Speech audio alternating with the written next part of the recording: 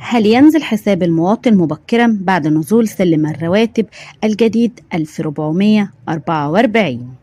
يريد الكثير من المواطنين السعوديين داخل المملكة العربية السعودية عن الزيادات الخاصة بسلم رواتب حساب المواطن التي يتم تقديمها للأسر المستفيدة من دعم حساب المواطن، حيث تحرص حكومة المملكة السعودية على دعم مواطنها لتوفير حياة كريمة لهم في ظل التطور الهائل وتغيير الحاجة للكثير من المتطلبات الحياتية بشكل مستمر، حيث تقوم وزارة التنمية بالإعلان عن الزيادة المالية للمستحقة والأساسيين.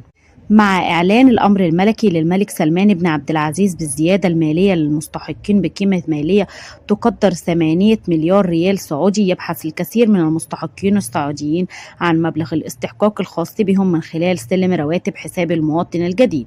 وهم كالتالي: يحصل الفرد الواحد على قيمة مالية قدرها 720 ريال سعودي لدعم رب الأسرة، وقيمة مالية قدرها 3600 ريال سعودي لدعم التابع لرب الأسرة البالغ من العمر 18 عاما، بينما التابع الذي لم يبلغ عمر 18 يحصل على مبلغ الدعم بقيمة مالية تقدر 215 ريال سعودي.